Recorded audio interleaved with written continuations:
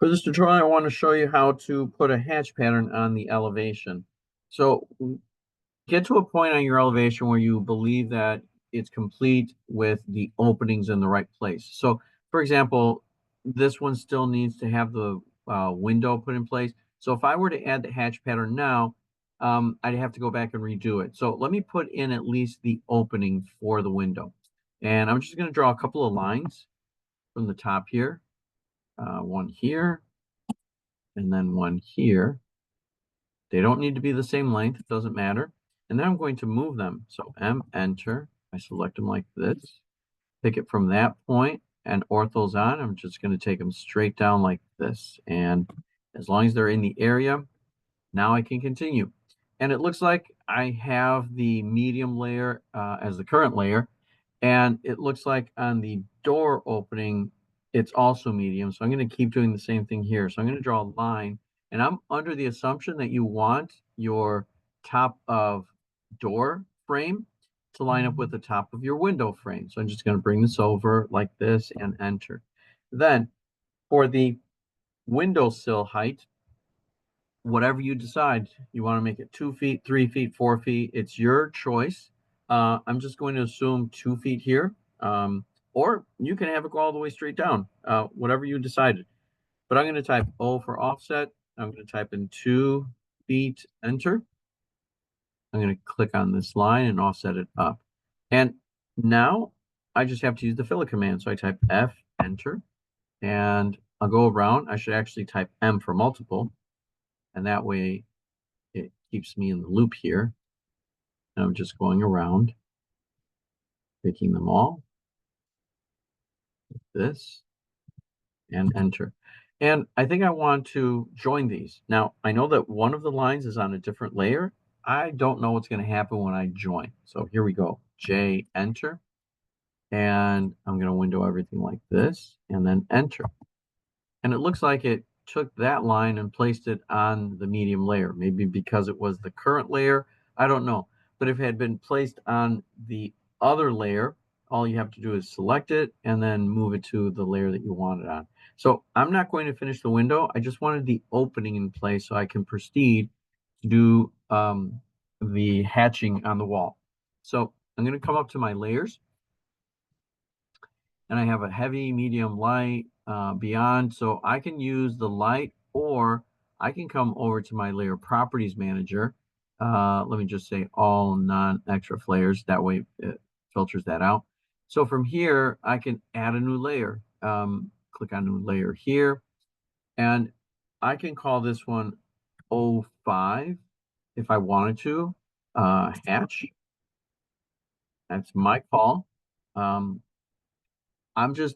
doing this on purpose because I want you to just think of the layers and name them as you need to so that you can stay organized. There is no set standard. Everybody does things a little bit different. If you were working with somebody else, a team, then you would go over and discuss like what is the standards we want to establish for our layers. But in our case, this is fine. I enter. And then for the hatch, I can either make it blue because that's for beyond, or I can pick a different color. And I like to stay within the range of these top, let's see, 6, 7, 8, 9 colors. Because then I don't go into the other colors, and I don't really need to go beyond these. So let's say I pick color number 8 for now and click OK. And the layer properties manager, I forgot to make it current. So I'm going to come over here and make hatch current. And then I'll proceed to add my hatch. So I type H, enter. And it wants to default to some pattern here. I'm going to go to the list. And there are patterns here that look like brick. Let's see. Maybe this one looks like a brick. And it does. And you can use that. And then for some reason, I don't know why it's giving me that error message. This is interesting. I'll close that. Wow. All right. I'm just going to close hatch creation for a second. So it gave me an error message here and there. It's just not closed up. So let me regen. Zoom in here. Is there an issue going on there? I don't know. So here's what I find easier to do. I'll take this line, I'll bring it down like this, and then I'll take the bottom line there, take it up like this, tap the escape key, and then type EX for extend, enter, and then let that extend there, and then let that extend down. And it's interesting that it extended all the way down, which basically means that these 3 lines here are not touching that edge. So that might be part of the problem. So I'm going to look at it, and sure enough, they're not touching the edge. So I'm going to click here and then click down there. It extends. Good. Come over here, see what's going on there. And I think this is okay. So I'll try this again. I'll type H, enter, give that a click, and it looks like it found what I wanted, and then I can close. So this is one way of showing that brick pattern. Now, this is a jumbo or big size brick, and to me this is more like a concrete masonry unit, so it's not really the brick I want, but I placed it on there, and I do this on purpose because I can always click on it again, come up here to my patterns, and then maybe pick a different one, see if I like that one, or see if there's anything else in here that could work. And what's really nice is that it's updating. So I like the brick one here, but if I use that, it looks like it's solid, but if I zoom in real close, you can see that pattern. So I just have to increase the scale of it. So what I can do, I'll close the hatch editor here for a second. Take a look at it, click on it. Sorry, I should have done this before. I'm going to go over here into this area where it says hatch pattern scale. What I like to do is I start out with 12, enter, and see if that'll work. So you decide if you like that.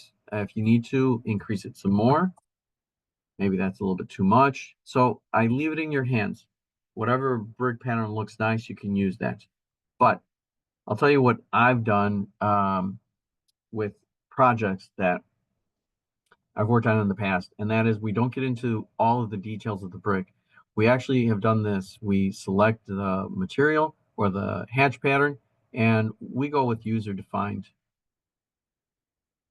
like this. And then we just space it out at 4 inches, enter, and then we close the pattern. So that basically shows that we have the brick. It's just a way of showing it. I know it looks like siding also, but that's okay. But if I were to use siding, it would probably be 6-inch on the spacing. And that's how it goes. Now, the other thing that we've done in the past with the hatching is sometimes we don't like to show it on the entire building because it gets to be a little too much. It gets to be overwhelming. So I'm going to move this out of the way for a second like this. I'm going to show you what else you can do. I'm going to draw a line. I'm going to turn on my polar tracking. I'm going to set this to 30 degrees. Let's see if that'll work. And I'm going to draw a line right here. And I want it at an angle of 30, like that. And that's 60 actually. So no, I take that back. Select it, delete. Let's see. It should have snapped to every 30 degrees. Okay, let's try this again. Line from here, take it straight up. And I should get it at 30. Maybe I want 15. Maybe that's what I want. Okay, line from here up. Okay. All right, and then I'm going to copy that line, and I'll put it right over here. Tap the escape key. And now I'm going to hatch. I'm going to type H, enter. And I actually want to use that hatch pattern that I have, so I'm going to come over here and click on Match Properties and see if it'll find the properties of that hatch pattern. Looks like it did. And then I click here, and then I click here. And then I enter. So we do a partial hatch, and this lets everybody know that it's a break in the hatch pattern, but it's meant to continue all the way through. And I've seen it where, first of all, let me delete this. Okay. I've seen it where we will leave the lines in, kind of to show as guidelines. We can take the lines also and hide them on a layer like this one here called guides, or we just delete it all together. Because if we need to rehatch, we'll just put the line back in. But this is acceptable to do also. So it gives that um, sense of this building is going to be hatched and this is what it's going to look like. So you can do that and you'd be all set. Now, while I'm on the elevations, I want to now switch gears a little bit and go to this layer called Beyond and drop in some trees. So real quick, just as a quick review here, I've got some entourage sitting over here. I want to bring this tree in and use that. And when I click on one of the lines, it's still not a block, which is a great opportunity for us to review blocks. So I'm going to type B, enter. And I'm just going to call this tree elevation 01, because I might have more types. For the base point, I'm going to pick a point. It's going to be this point right here. And I'm going to select my objects, enter. And nothing else needs to be changed. And I do not want to open in block editor. And I'll click OK. So I'm all done. I have that block. Now, I want to bring this block over to my drawing file that I have open. So quick way of doing it, I've made the block. I can come over here into the clipboard area and I can say, go ahead and not cut, but copy it. So copy clip. It's copied, well, copy clip, yes. I don't need a base point because it's a block, so it already has one. So copy clip, copied. I go back to my elevations. And then from here, I go paste. And I'm not pasting as block because it's already a block. I just want to straight up paste. So I click on paste and it brings it in. Now, I thought it was going to pick the insertion point. It didn't. That's okay. I'm going to click right here. So it drops it in. I'm going to select it. It's on layer 0. I'm going to move it to layer 04 beyond because that's the layer I want it on.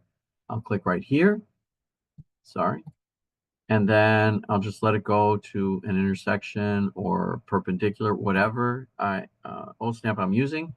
And then I'll drop that tree in. I can make a copy of it over to this side. I can take that tree, increase the scale on that one. So I'll say 1.2 just to make it taller, make it different, and continue. And if you'd like, you can also place the buildings that are in the background as context for the elevation. So whatever you'd like to do, and then of course save, and then keep moving forward. All right, that's what I wanted to cover. Thank you very much.